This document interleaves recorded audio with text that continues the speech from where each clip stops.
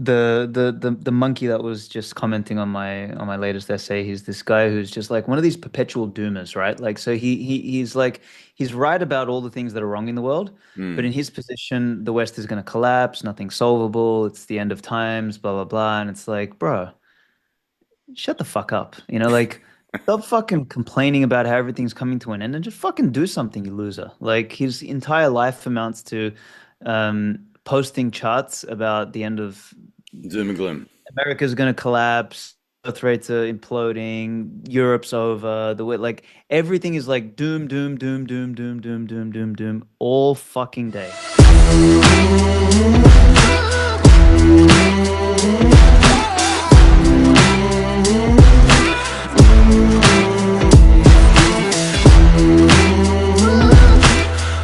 Yeah.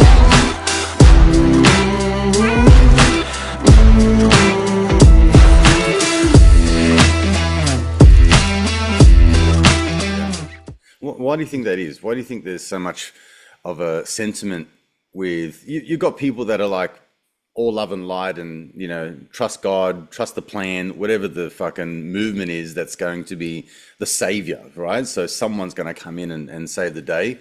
And then you got others that are like, this world's turned to shit and we're all doomed. It's never going to get it better. And the people in power are always just going to be, corrupt and do the wrong thing. And there's nothing that we can do about it. And like that guy you were I think talking they're about. both idiots. I think they're both idiots. That's the Yeah, thing. why? Yeah, because I mean the one is just the fucking defeatist, so he may as well just kill himself and just save us some oxygen. The person who thinks it's all over anyway. Yeah. And then the other clown, I mean, at least they've got some optimism about him, but like th those other ones are usually like very inclined to be sheep and not have like the will to change or do anything or to stand up when it's necessary. So you've got sort of useless oxygen thieves on the one hand Mm. and fucking sheep and weaklings on the other hand. So what's the balance is what in your opinion? Like you've got someone Contrarian who's, optimism. say that again? Contrarian optimism. Yeah, I've yeah. I've got that I've got that in the book actually. Yeah, break it down. Contrarian optimism. So the idea is that you want to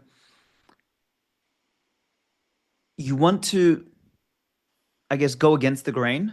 So if like all the sheep are going in this direction, you want to have the courage, the temerity, the personality, the drive, the instinct or whatever to go in the other direction. Mm. So that's like the contrarian element. And then you want to still be optimistic enough to believe there's something better on the other end. So even though, because like the contrarian position is not easy. Like you've got to be able to have the courage to say, wait a minute, everyone's wearing masks and everyone thinks we're going to die from, a new flu and everyone's getting a jab. Mm. Um, I'm not going to do it. Like so that takes a kind of personality to do that. Um, but then you can't just become a guy who's like, oh, okay, no, no, no. Well, because of all of these things that I've noticed as a contrarian, um, it's all coming to an end. There's nothing we Mm. can do. The war is over. We've lost all this kind of stuff. And I mean, all of these people who are like, oh, the WEF is going to win and the globalists have won and Biden's going to win and Kamala's going to win now and all this sort of stuff. Well, no, dickhead, you got proven wrong. Like we saw what happened. See people like Elon, for example, are what I would call a contrarian optimist. Like he's got that energy. He's got the ability to be like, okay, landing a rocket, pretty fucking impossible, Mm. but I'm optimistic enough that we'll get there. Buying Twitter and turning this thing around is pretty fucking impossible, but we'll get there. So those kind of people, they're the movers, the shakers, the builders. Like I think, Alexander the Great is another example. Like this small little kingdom in Eastern Europe, the Macedonian kingdom, he decides to go across to Asia. I'm going to take down Persia. I'm going to reach the end of the world. And people are like, Mm. he's on fucking drugs. Like, what's wrong with this person? But he did it because there's a force of will that bends the arc of eternity. Like it bends, it makes a dent in the universe, to use the Steve Jobsian term, right? Like you can do that, and that takes a particular kind of character. And I think they're the people I respect the most. The Napoleons, the Caesars, Jobses, the the Rockefellers, like the Henry Fords, the people who've actually made a dent in the universe and bent the arc of eternity towards their will, towards their vision. Mm. And they're the only ones I have time for. Like the doomers and the perpetual gloomers, like both of those extremes, in my opinion, are retarded. Interesting.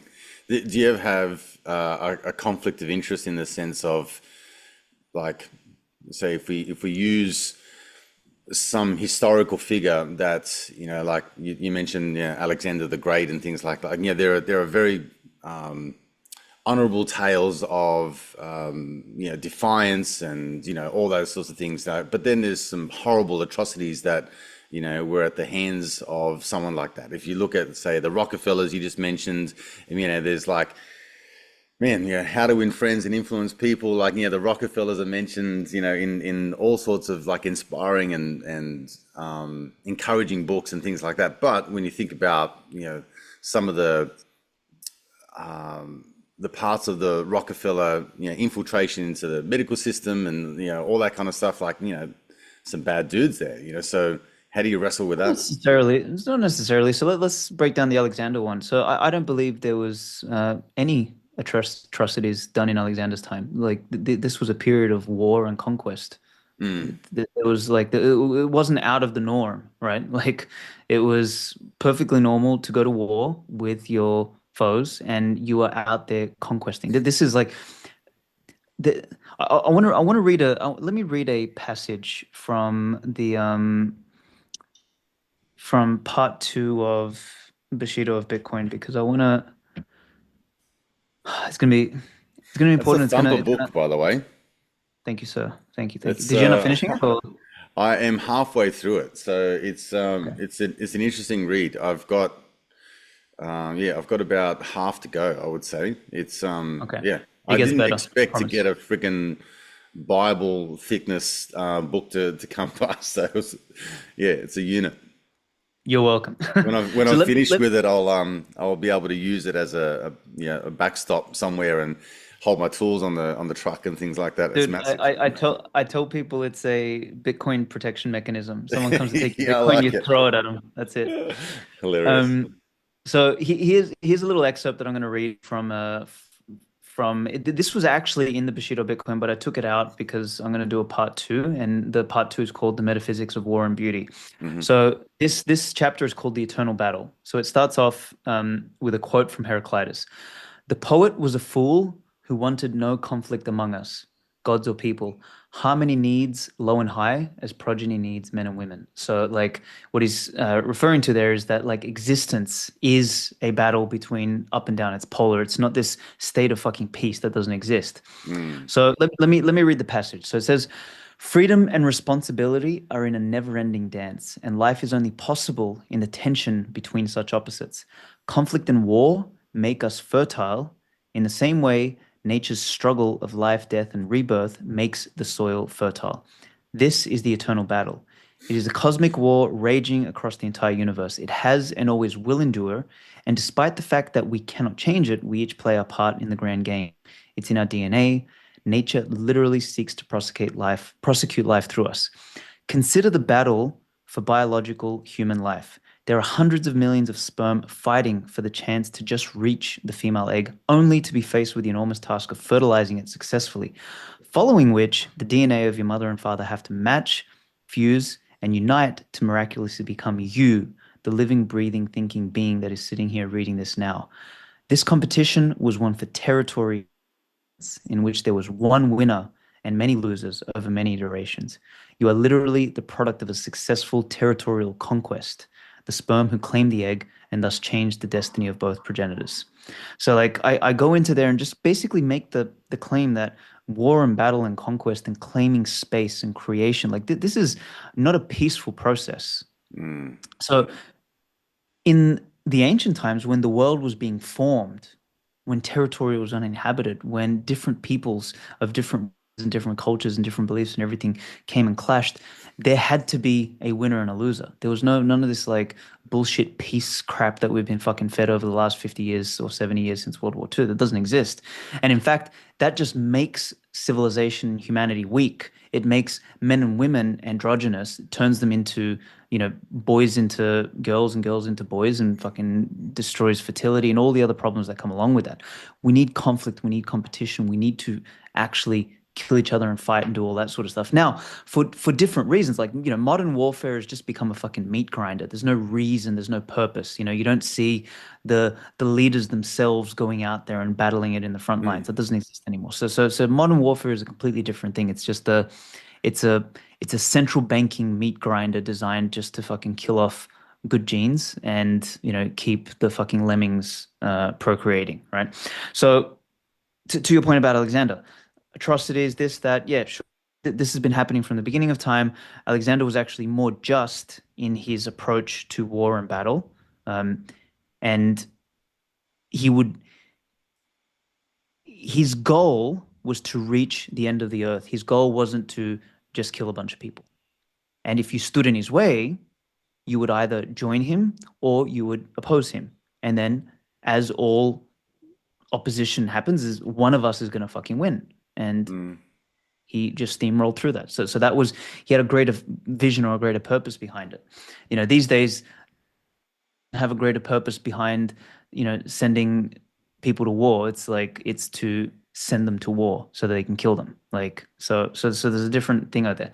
With respect to the Rockefellers, I mean, John D. Rockefeller was an absolute legend. Like all of the conspiracy theories about he was evil and this and that, and he fucked up the medical system. That's all bullshit. Like he he was into homeopathy. He was against uh, medical Western medicine. He was more into alternative therapies.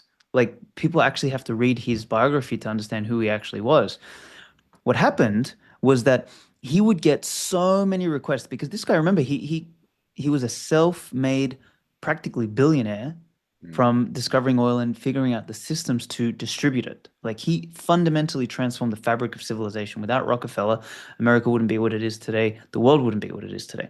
So he changed things. And what happened was people would all write to him asking for money. And he was an extremely charitable person, so he would give out money on a regular basis, but it became too much. He was getting so many contacts. So he actually hired someone and he established one of the early American foundations and he outsourced the operation of that to other people. And what ended up happening was the Rockefeller Foundation and the people who ran it ended up infiltrated and ended up turning into what we know today as the people funding the all the nefarious things going on in the pharmaceutical industry. But that wasn't Rockefeller himself. And this is the problem with great wealth is that it often gets co-opted. Mm. It often gets it often gets turned into something that the progenitor or the founder of that wealth or that dynasty or that whatever didn't necessarily intend it to be. So these things are never so clear cut. They're a little bit more tricky. Mm.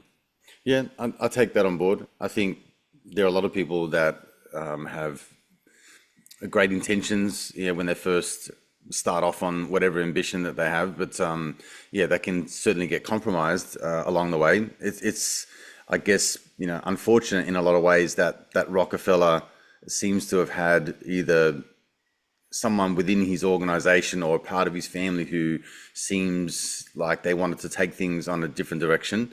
But then, like, do you also agree that once you get to a certain level of, say, power or money or authority, then perhaps your paradigm of the world is skewed to the degree that you have this false sense of reality, or your own reality is recreated to the degree where you think, like, what, I've got all this power and I can just change the way that the world views certain things, right? And I don't know, do you lose sort of I mean, track of any sort of like moral ground or something no, like that? Does that make sense? I don't think you lose track of moral ground. I just think the purpose of power is to channel it. And I think it's very difficult when you have way more power and way more influence to channel it directly. We're all flawed human beings. We all make mistakes, you know. Like the weak among us can sit there and bitch and scream about things as much as they want, but they don't have the power to actually enact change or enact influence, so they don't matter. And I know that sounds harsh, but the people who matter are the ones who can channel power at a high level. And it is very hard when impact so many people when you have so much influence to get it right 100% of the time. It's fucking impossible. Like Mm, on a daily basis, I mean, I run a business and my influence extends across a team of 15 people, right? mhm, Do I make the right decision all the time? Hell no. Most fucking weeks, I make probably 10 bad decisions and maybe 10 good ones. mhm, And I impact people's workload, people's input, people's this, people's that. But at least, the impact, maybe it impacts because something went wrong, so someone has to fix it and this and that, and each of their uh personal inputs maybe impact somebody else on the team. Last week we had an issue with one guy made a change to one of the APIs and that fucked up the front end work that the other guy did, and then he spent his weekend fixing it and he was pissed off at the other guy and everything, and that mm. was because my CTO gave him approval to delete the API. So it was like this whole fucking mess, which happens because existence and life and humanity is complicated. And when you scale that up to people with massive, massive influence who have done a big deal or who have done big things, um, it's very easy for some things to go awry. And I guess add to that the fact that you just can't please everyone. Like Sure. you do one thing, and you're gonna make 50% of people happy, maybe 30% of people no one cares, and 20% of people super angry. And the people that are the loudest about it are the ones that are fucking angry, not the ones that are happy. So it's always, Mm, that problem as well. So these things, I don't think they're very clear cut. And I've got a lot of once again, a lot of space and respect for the real builders, like the Rockefellers, because hey, like they were the actual ones who they were the men in the arena, basically. They were not the spectators. I have very little time for spectators. I have way more time for the men in the arena in that sense. yeah, I get it. I appreciate the person who's on the front line getting his hands dirty and or her hands dirty, as opposed to calling the shots. And like you said, yes, like in the example of modern war, you're just sending a bunch of troops out, and you're totally fine with whatever like whatever the ramifications of how many bodies are lost, like that's okay. I can expend as many men as I can get It's my hands actually on. the, it's actually the goal though. That's the thing. Like, so modern warfare is the goal. It's like ethnic cleansing, and siphoning money. That's the fucking goal. Sure. Like ancient warfare, that wasn't the goal. The goal wasn't just to kill off your own people. Like you Mm, went to war when you absolutely had to. It wasn't, or you went to war for a greater mission or a greater conquest. It was a very different calling versus a lot of the modern bullshit that happens. Like the modern welfare is fucking, it's yeah, pathetic. It's that's an weak. interesting point. But back to your point about war being necessary to a large degree, I think yeah, there certainly is evidence in today's society that there's not enough pushback and resistance to things that aren't right. So the pandemic was a great example of that. We're seeing things come through now from a fiscal perspective, like with Doge and all that kind of stuff. You're seeing the wrongdoings getting exposed and all the money wasting and things like that. But what you don't see is a lot of people up in arms about things, and sort of like causing a change, or starting some sort of an effect that's a part of a resistance. Or maybe I'm disillusioned to think that there are people like you and I that might sit and talk and kind of affect our own change in a way. And maybe I'm giving a lot less weight to that because it's on such a broad scale. Does that make sense to you? Like you're seeing, I don't want to use the truth movement as a word. I think it's been bashed to death, but I think you're seeing a tide turn towards people exposing things that are wrong, but you don't necessarily see a lot of pushback to the degree that it affects a large change? Or am I disillusioned to think that perhaps that is happening, but it's such a grand scale that like the you don't see the numbers move? You with me? I mean, kind of give me an example. What's one thing that needs more pushback? Well, I think like let's say if we take on an economic perspective, right? So I've been in business for 22, 23 years. I mean, it's no secret that the government's got their hand in your pocket, every which way the Sunday to take some of your hard-earned money out of your pocket.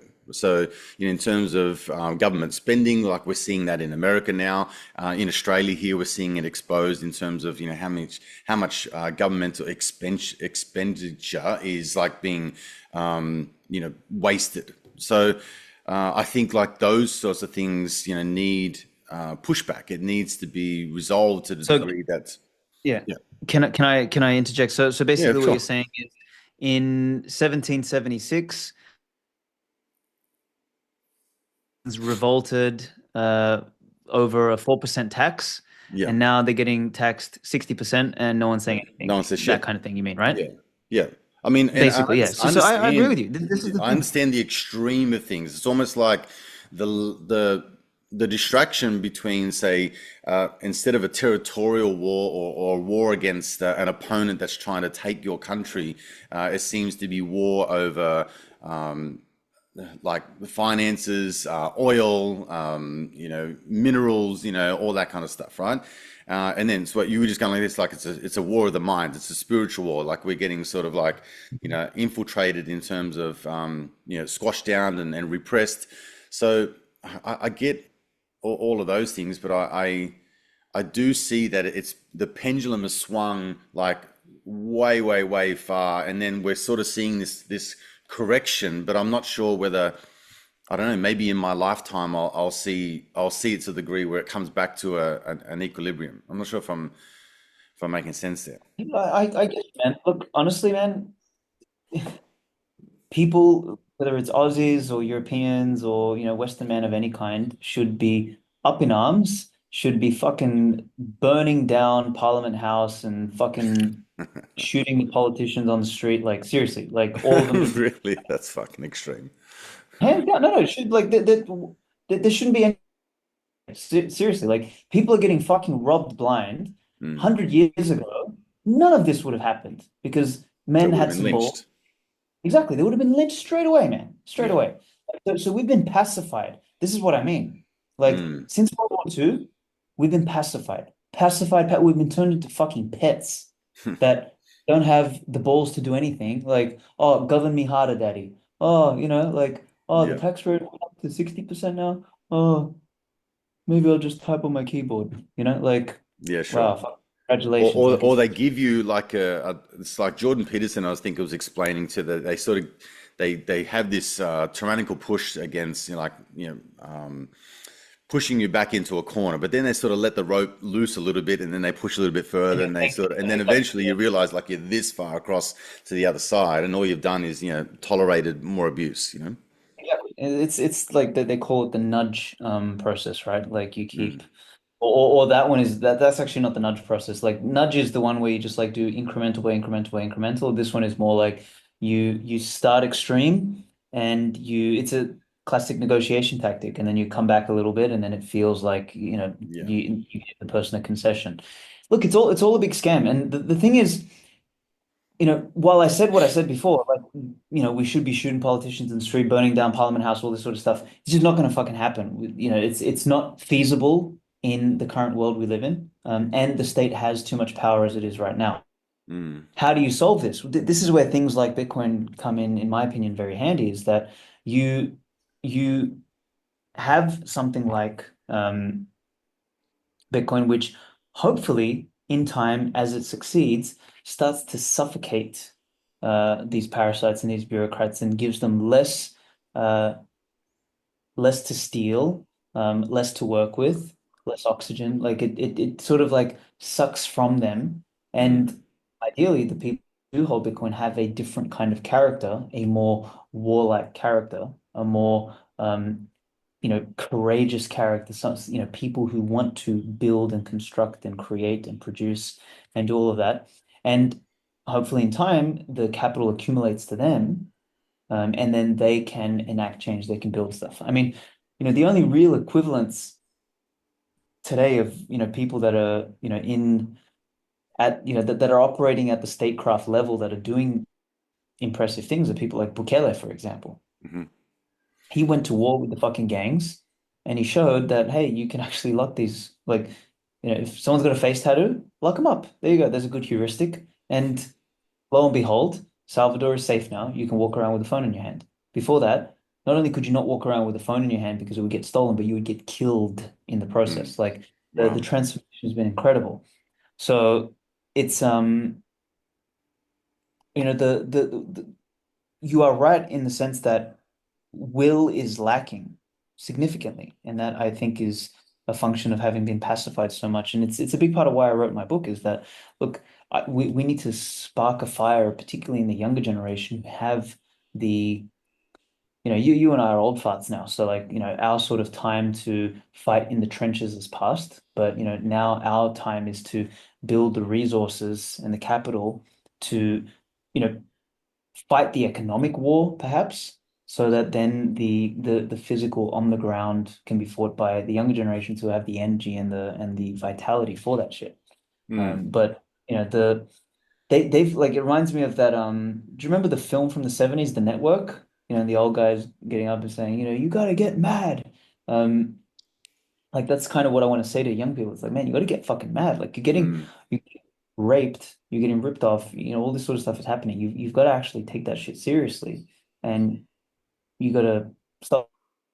But it's hard, man. It's hard because Well, like who goes first, who goes last, who's going to be the scapegoat, all this sort of shit.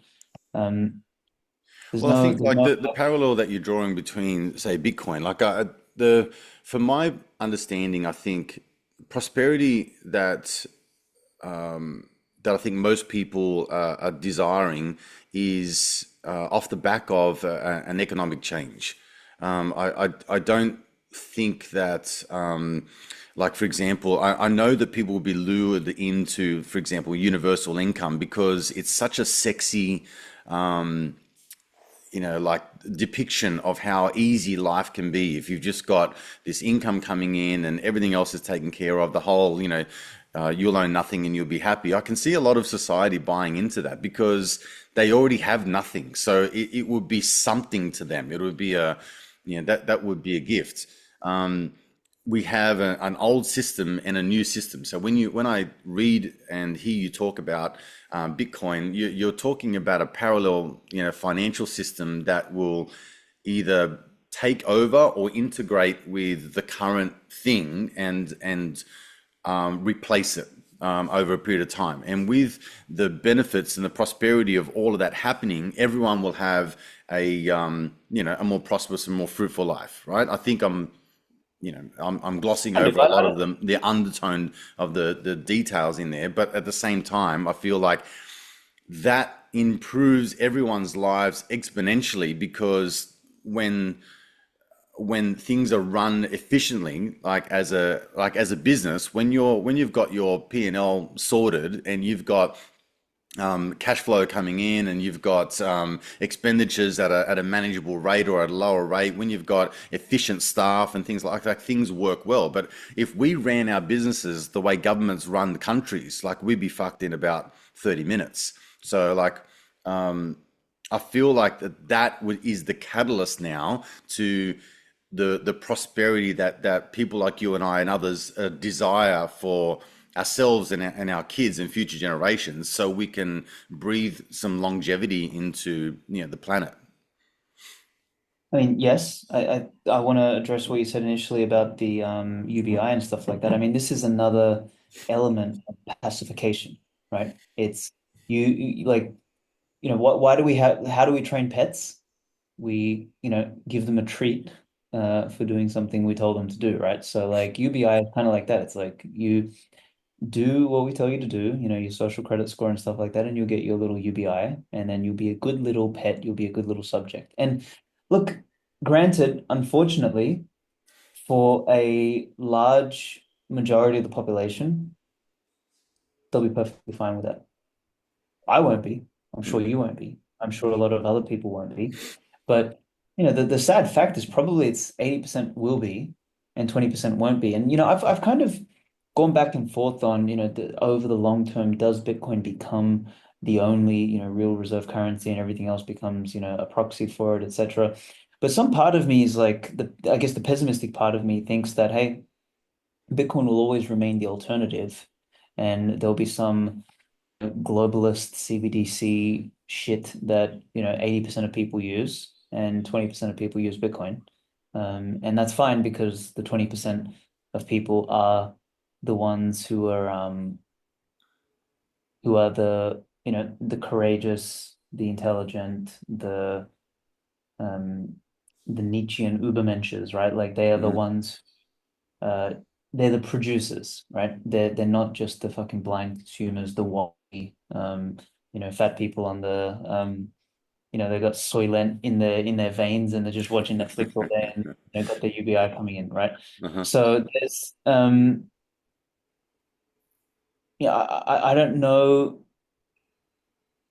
if that's where we end up or that's what ends up happening. Are you over 40, successful but unfulfilled? Do you feel stuck, like you're not truly living up to who you really are? So many high achievers wake up and think, I'm a good person, I read all the books, I listen to all the podcasts, yet there's something missing. Well, you're not alone. I've been there myself quite a few times. And quite frankly, it took a lot of years of really fucking around, trying to figure out what I now call your higher self blueprint, which has enabled me to live a life and make a living with my passions and my purpose. If you're ready to break free from a life that's holding you back, I'm hosting a free training around the 5 pillars of success that will enable you to create a more meaningful, fulfilling, and purposeful life. So click the link in the show notes and I look forward to seeing you in the training.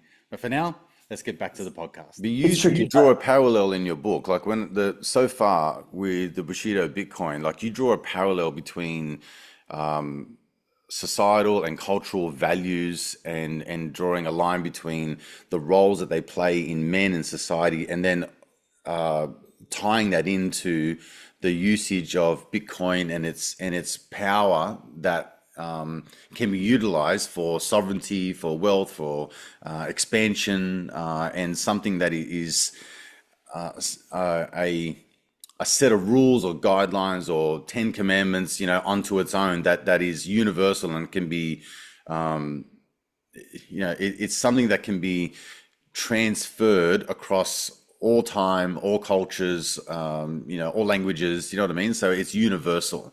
So I like that idea of it, and I guess I want to see what your vision or what you think that role would play in the future, because yeah, I think you touched on a really good point. I don't know if Bitcoin is the answer, and I don't know whether there will be ultimately, like there always has been through eons of time, that there would be a segregation of society of a bit of a us and them, and it's those who took a particular path that might have a set of rules and guidelines that they follow, and then there's others that don't, and then you'll always have the yin and yang, you'll always have the good and bad, the us and them, like that seems like it's sort of perpetuated through time anyway, and I don't know whether in my own mind if that's ever going to change.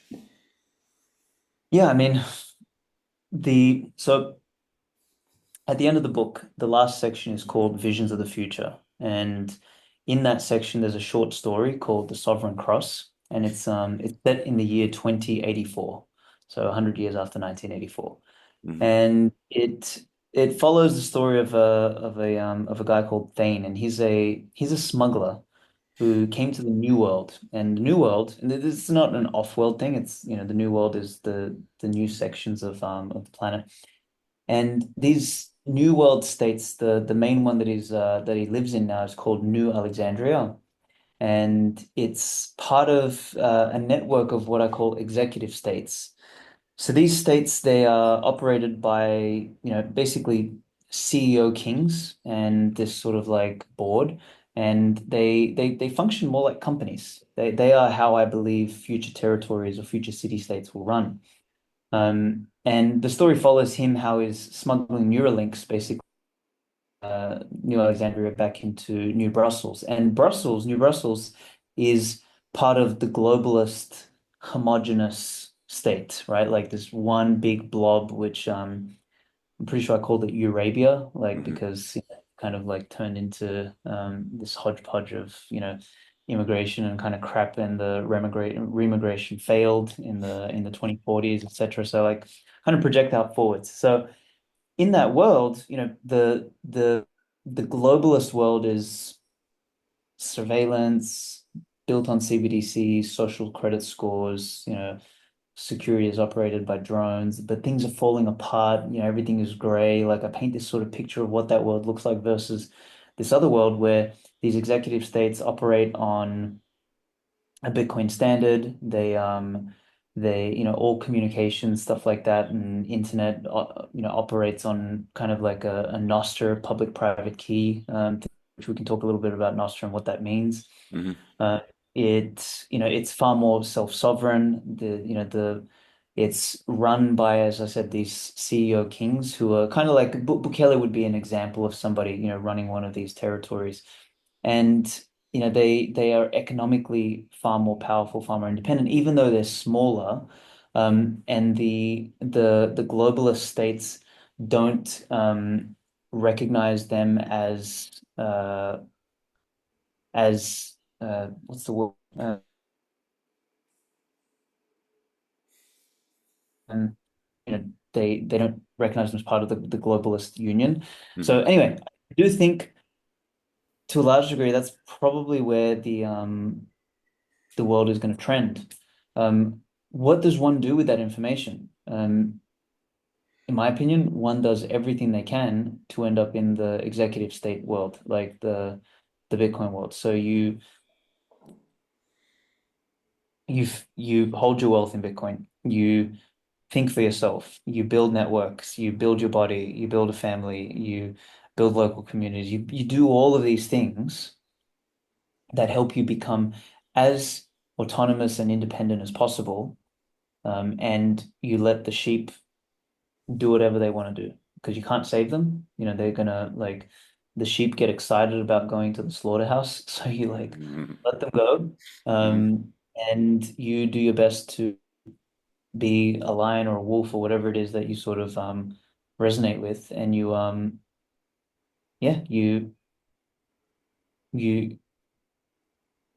that's because in my opinion that's probably most likely what's going to happen. Maybe if we, take it out 200, 300, 500 years, maybe that old system collapses and then everything ends up on Bitcoin. But I Hmm. don't know because these things have a way of becoming zombified, like, and they persist somehow. And I don't know. It's like I'm honestly more unclear on the world and on the future than I have been in a long time because it's all complicated. I don't know what it looks like. Yeah, I get that, and I think it's like the journey of 1,000 miles begins with one step. Like you just have to look that the analogy that I use when I'm speaking to people, coaching, whatever, is like just look at how far the lights shine the road in front of you. Like it's nice to have a vision of the future and have a goal in mind and reverse engineer all of that, working backwards, but often it's just about seeing how much the lights light up in front of you and just dealing with what's in front of you at any one time. So I get all of that, and I think that. Do you feel that? What's an example that I can give you that? Say, for example, have you ever heard of? You would have heard of the CIA, for example, infiltrating the media, right? So they've put basically people that are journalists. They put them into the media so they can infiltrate that system. They can promote proper propaganda. They can put things out and set the world alight because they've now got these controversial views or whatever it may be, right?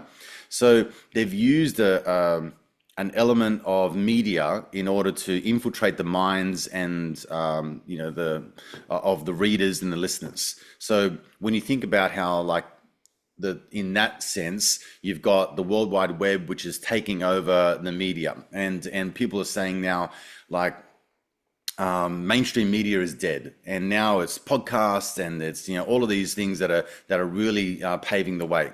But it wouldn't take much for that same operation to just go like this and just insert itself into podcasting, and then all of a sudden you don't know whether Alexander's a fucking CIA operative that's just out to promote shit about Bitcoin because all we want to do is get everyone adopted to a digital currency, and then we'll just put the CBDC on top of that and just enslave the whole fucking planet with a electronic currency that no one has any control over anymore because we've done away with cash and any other means of currency. Make sense? Yeah, yeah. I mean, so what's the question there? Well, do you think that it's possible that we could be sold a lie that Bitcoin, for example, is to promote sovereignty and taking control, something that someone can't get a hold of, they can't touch. It's what does Breedlove say? He's got a saying of like people can't manipulate it and all that kind of stuff. But what's to say that the powers that be can kind of just insert their New World Order type vibes into Bitcoin and just make that the central bank reserve, and now everyone's enslaved into the thing, and they happily walked into it not knowing that it was a fucking gas chamber. Yeah, I mean, that's not the case with Bitcoin purely because like it's an open code base and I can run a node and I can see what my node the instructions are. Like it's like an open constitution. So I can read it and I can see what it says and it's voluntary. So I don't see there being a risk with Bitcoin in that sense. I think Well, can you help me the, understand that? Because that's obviously something that I don't know enough about. But it's a concern. Like what the proposal that I just spoke about as to, is that an opportunity? And you're saying like it's not with respect to Bitcoin, but Bitcoin may not be the only digital currency. I know in your world you've got Bitcoin, you've got shitcoins, you've got all these like altcoins and things like that, right? But they have the a altcoins are particular definitely utility, yeah. in terms of No, their they're usage. no, no, no. The only utility for shitcoins is gambling. And so you've got gambling, or the other utility for shitcoins is an attempt to create that globalist agenda, right? Because Mm, control a shitcoin, like you can't create a globalist paradigm of gold, for example. Why? Because alchemy doesn't really exist, and you can't just turn anything into gold, and gold is just the physical material that we created a consensus around. Uh, so, like a shitcoin, let's use Ethereum as an example. Ethereum is a great psyop. It's a great attempt by the powers that be to establish, like, and I'm pretty sure Vitalik is a CIA plant. Like, really? if we're gonna, yeah, I'm pretty fucking sure. So you create this thing that looks and feels and smells like Bitcoin, and then you plant a node of a character who's like the nerdy, innocent or version of Mark Zuckerberg. Mm, And then you say that Bitcoin sucks and that this is Ethereum is better and all this sort of stuff. You launch it, and then you do it in Ethereum is what's called Turing complete. It's not a scripting language. mhm. It's a much more broad language, and Turing complete means that everything and anything that you build with Ethereum can either have a backdoor or some sort of bug somewhere. So then you get all the nerds excited about it because you can build anything you want on it, apparently. And then you start driving that. I mean, Joseph Lubin, who's one of the other founders of Ethereum, he's a golden guy. Like, so they're all in this together, right? Right. Um, Does that and apply over to XDC, XRP, XLM? Like, especially XRP. XRP was the first psyop. That really? was one, and it My failed. goodness. They went over to Ethereum afterwards. So all of these things, let's just say you know, 10 years from now, 100 million people hold Ethereum. Hmm. Okay. So then CIA, whatever, they're like, okay, let's just tell Vitalik to implement a soft fork or even a hard fork on Ethereum. Doesn't matter because that's very easily done because the Ethereum Foundation still controls Ethereum.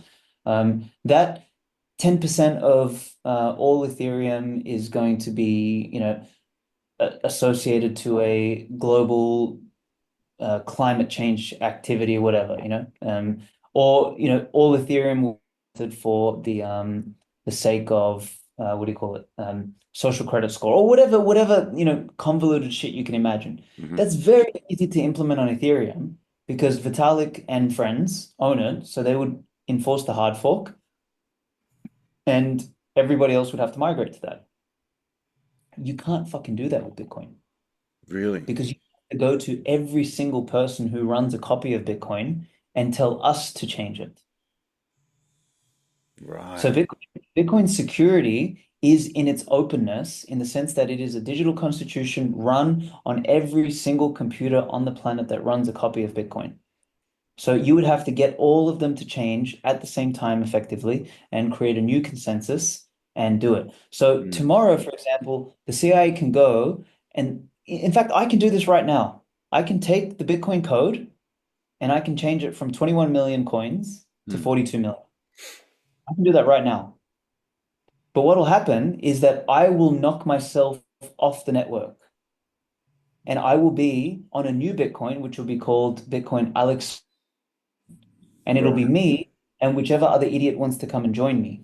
So Bitcoin's security model is exists on the basis that human consensus is very, very, very, very, very, very, very hard to achieve. You can't get 10 people to agree to go to a fucking restaurant, where we're going to eat. Imagine getting 10 million people or however many nodes are out there now that hold or run Bitcoin to agree that we are going to change some element of Bitcoin. Bitcoin is ossified. There is no Vitalik. There is no, like, Satoshi disappeared. That was the whole point. So there is no head of the snake to cut off.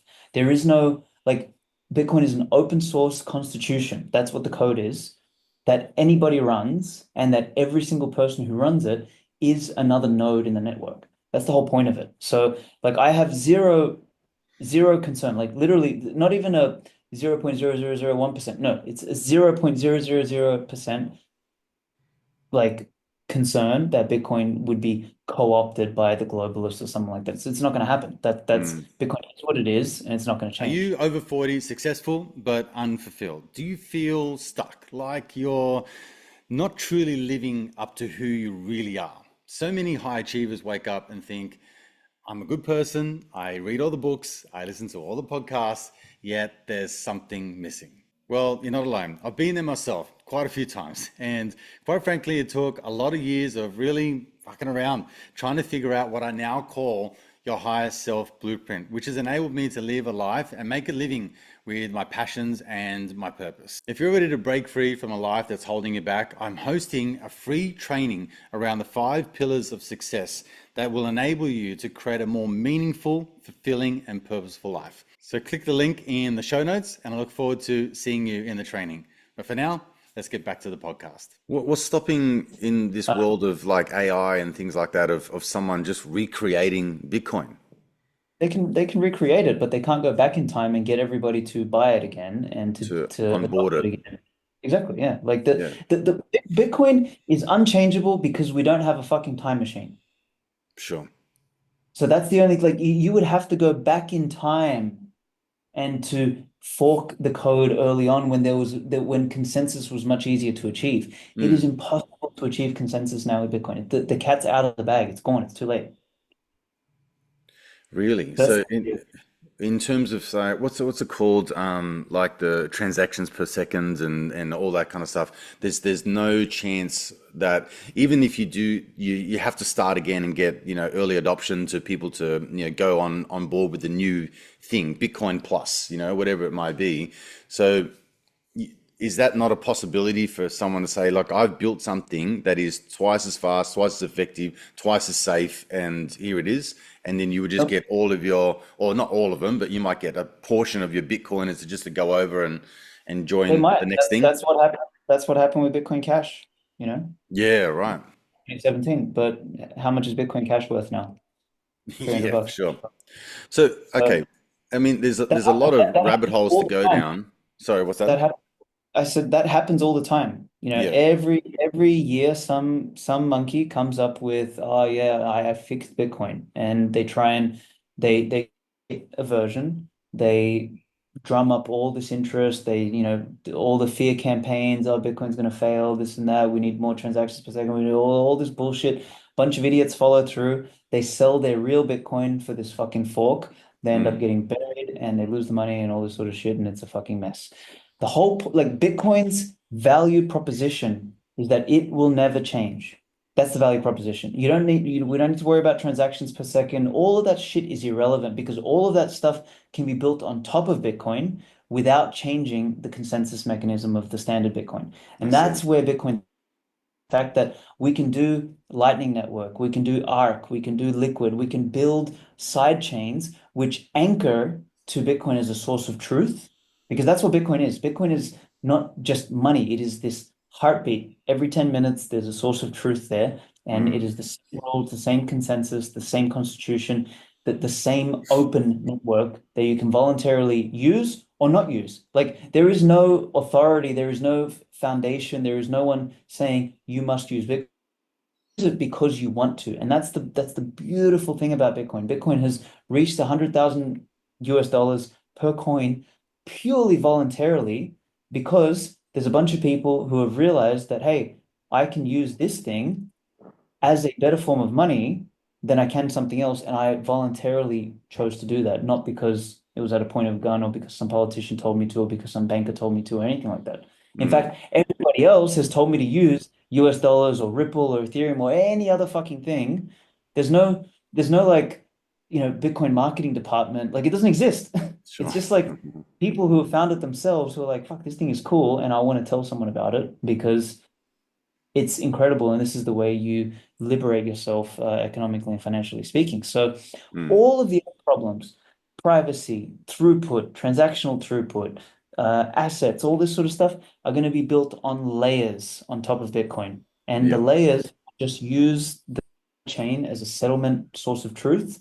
And that's it. It doesn't change the consensus, doesn't change the promise of Bitcoin, doesn't change the heartbeat, doesn't change any of that. And we can do more complicated things above.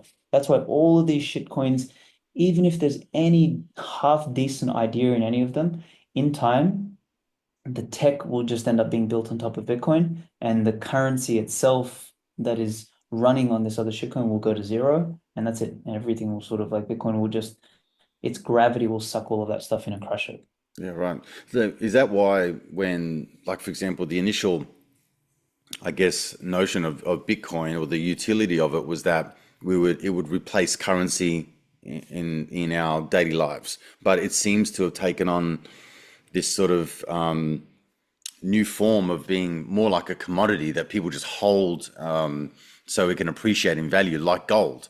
But I mean, its utility was, to my eyes, in my mind, originally spawned out of that we can use this to transact in a heartbeat across oceans, and we can kind of use that instead of the currency that is currently used in terms of fiat currency and things like that. So You can use it as is that both. something that you were just explaining, like that would just be added on to eventually as like I mean, another it's layer of available utility? now. It's available now. So the beauty of money. So money can be used as a transactional medium, as a savings medium, or as a measurement medium, right? Those three things. Mm, And good money can be used as all three at once, to varying degrees. Like, gold is very good as a savings medium. Gold's also not bad as a transactional medium because I can take a small amount and I can give it to you, mm, and it can represent, an amount for a car, right? And you would sure. take that for your Which car. is So it's what it still was. exactly Yeah. correct. Um, where it gets a little bit more tricky is if you've got a banana Mm, or a lunch, and I try and give you some gold. It's not very divisible, right? sure. So that's where you end up with, some sort of proxy to represent the gold. That's where paper money comes in, and then you end up with a situation where you end up paper without the gold backing it, etc. So you get into Yep. these problems. Whereas Bitcoin has the same attributes as gold from a savings perspective because you can't print more of it, you can't create more of it. So it's got this like fixed supply nature, and now it's got a better stock to flow ratio than gold does. So it's a better savings instrument than gold. But it's also from a transactional standpoint, it's way better than gold or fiat money or anything because I could send you some Bitcoin now.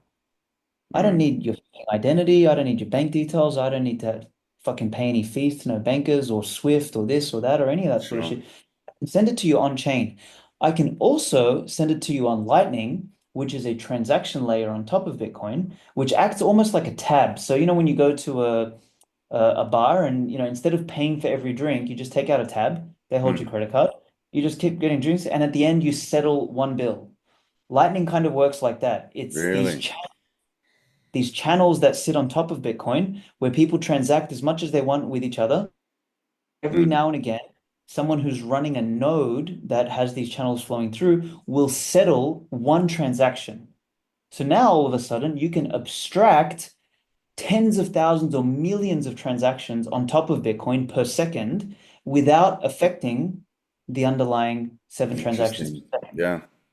So now you get transactional throughput, and also the Lightning Network comes with privacy built in because you're not like the Lightning Network is obfuscated. It runs through Tor and all this sort of stuff. So you get transactional throughput, you get privacy, and you do not compromise the security of the underlying chain. Mm, So now you get the best of both worlds. That's why Bitcoin Cash and all this other shit is like doomed because they yeah, are sure. trying to do everything on one chain. So it's like think about it this way: the body, we have arteries, we have veins, and we have capillaries, right?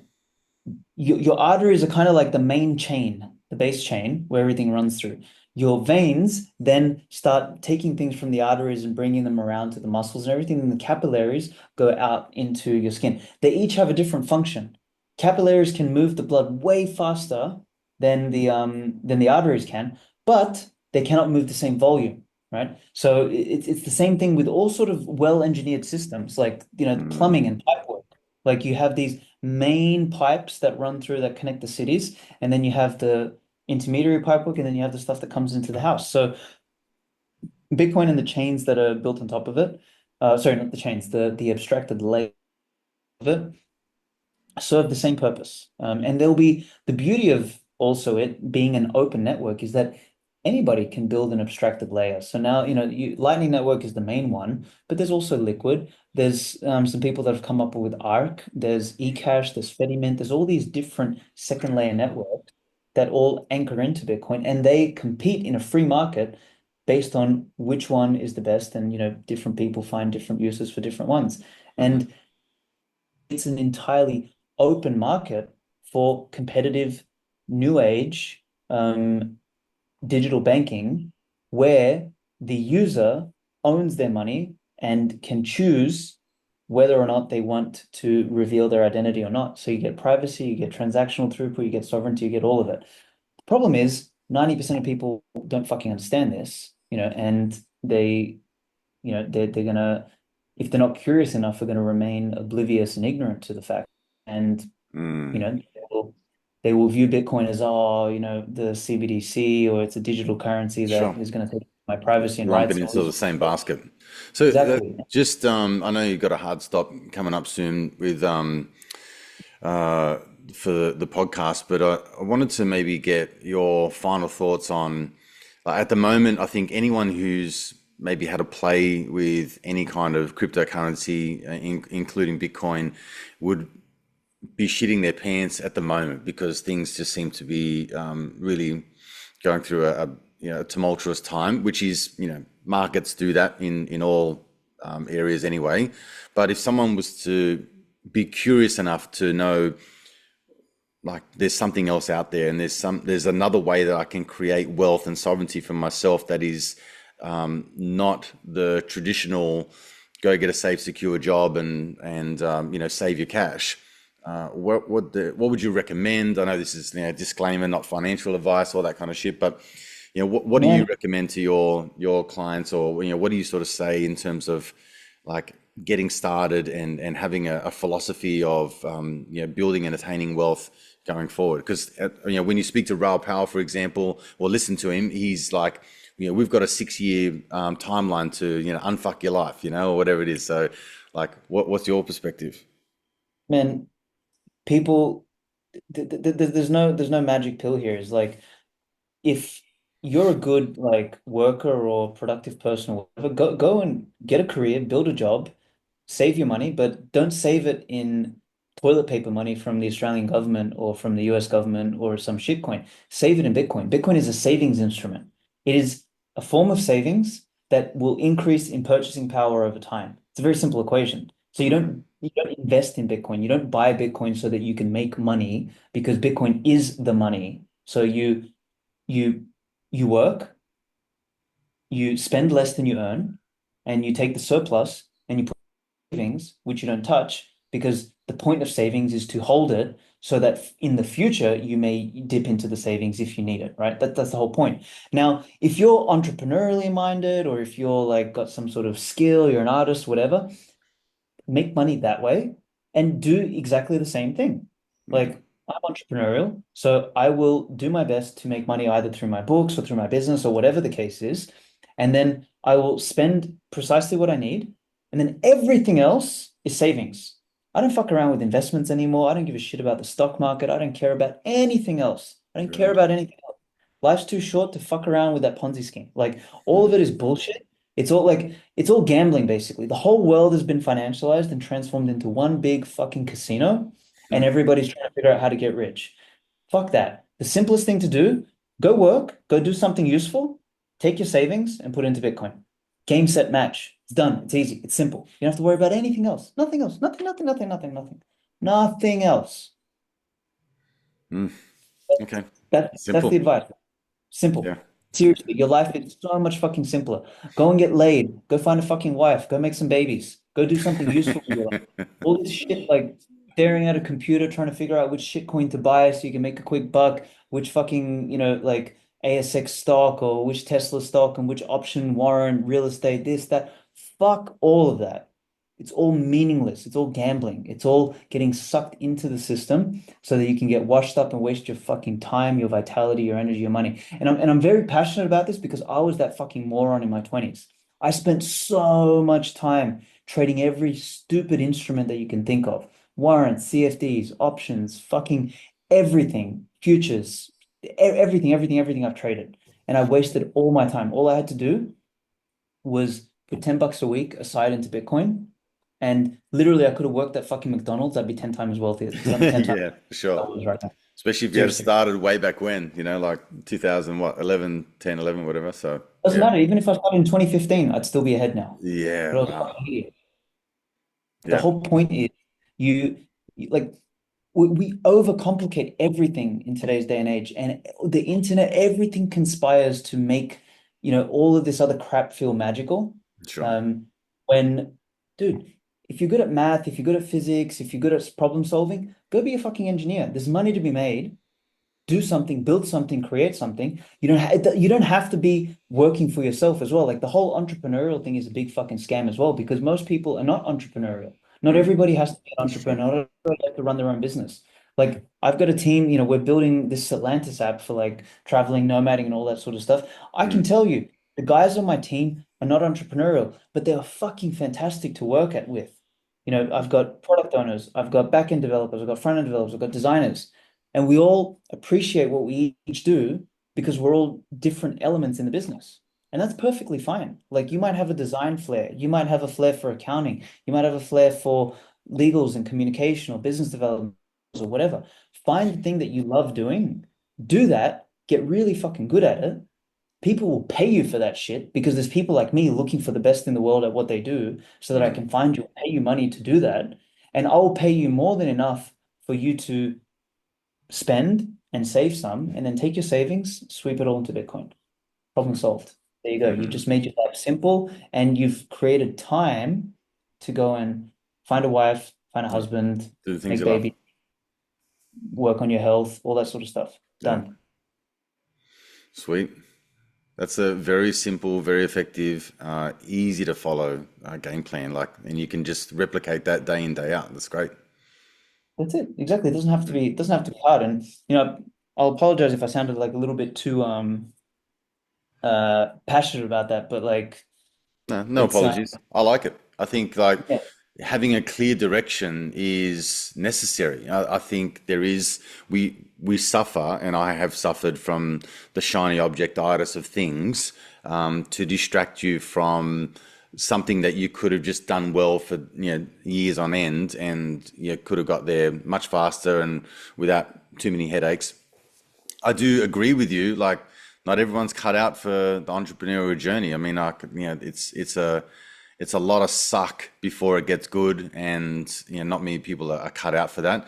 But play to your strengths. That's my thing. It's just like whatever you're good at, like play to your strengths. And people, you always need a number two. You need a number three. You need someone who's going to be, like you said, the best in the world at the thing that they do, so they can help you, build your dream, your goal, or whatever. So you need all of these sort of, cogs in the wheel, so to speak. So yeah, I and think then that and that's your job, if you're the entrepreneur, your job is to look after them, man, yeah, because exactly. your people are your business, right? Like you can take, a bunch of shit people, put them into a good business, and then you have a shit business. Mm, You can take a bunch of great people, you put them into a shit business, and you end up with a great business. It's like, I mean, it's so simple, and it's just so funny. Like I laugh at myself because I look back on my life and all of the convoluted, complicated ways I've tried to like hack the system and get ahead and do all this kind of shit. And at the end, it all just comes back to the same basics, man. mm, Find good people, figure out what people want, get together and give them that. mm. And like, at the other end, like comes money, and then you take the money That's and right. you save it. I'm actually one of the advocates, like I'm against investing. I think investing is for fucking idiots or professionals. That's it, one of the two. That doesn't fit in the middle. So if you don't consider yourself a professional and you don't consider yourself an idiot, you should save. And there is only one vehicle on the planet that is a good savings instrument. It's Mm, Bitcoin. That's it. Nothing else exists. I mean, you can use property for savings if you want, but it's not so great because it's not very liquid, like, and if you want to sell a little bit, you can't because what are you going to do? Sell the fucking bricks? Like it doesn't yeah, work. So, sure. so it's not great savings, even though it's being used. People think it's an investment, but people really use it as a savings instrument.